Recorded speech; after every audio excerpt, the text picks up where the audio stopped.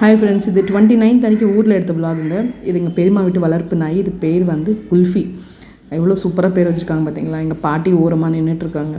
அப்படியே கொஞ்சம் குடுகுடுன்னு போனேன். என் தம்பி உட்காந்துட்டு இருந்தான் நடுப்புறேன்.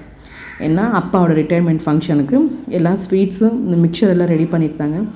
சூப்பராக மைசூர் பாக்கு, இந்த பாக்கம் பார்த்தீங்கன்னா லட்டு.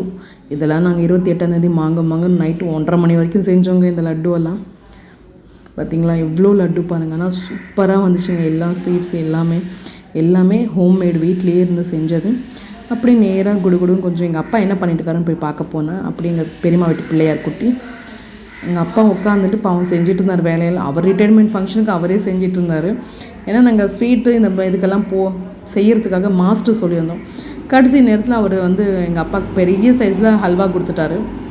வரவே இல்லை பாவம். அதுக்கப்புறம் அவரே செய்ய ஆரம்பிச்சிட்டாரு. சரி, நம்ம ஒருத்தருக்காக நம்ம வெயிட் பண்ணுறதுக்கு தெரிஞ்ச வேலையை நம்மளே செஞ்சுட்டு போகலாமேன்னு சொல்லிட்டு எங்கள் பெரியப்பா எங்கள் அப்பா எல்லாமே கொஞ்சம் எல்லாம் மாற்றி வேலையை செய்வார். ரொம்ப டயர்டாக இருந்தார்.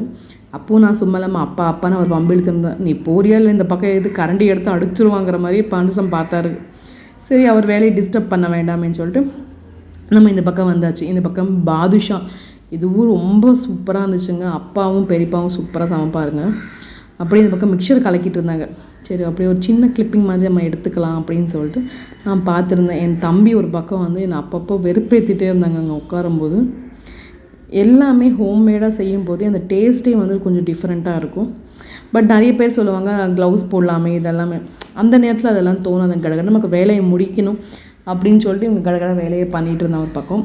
இது கிட்டத்தட்ட ஒரு 30 கிலோ மிக்சருங்க இது. ஏன்னா நிறைய பேர் அப்பாவோட ஸ்டாஃப் வந்து அப்பா SBIயில் ஹெட் மெசஞ்சராக இருந்தார். இப்போ ரிட்டையர்டாக இருந்த இந்த ஃபங்க்ஷன் வந்து 30th அன்னைக்கு நடந்துச்சு ஃபங்க்ஷன். அப்போ நான் எந்த வீடியோஸ் நான் எடுக்கவே கிடையாது. ஜஸ்ட் ஒரு சின்ன கிளிப்பிங்ஸ் மட்டும் நான் ஆட் பண்ணியிருக்கேன்.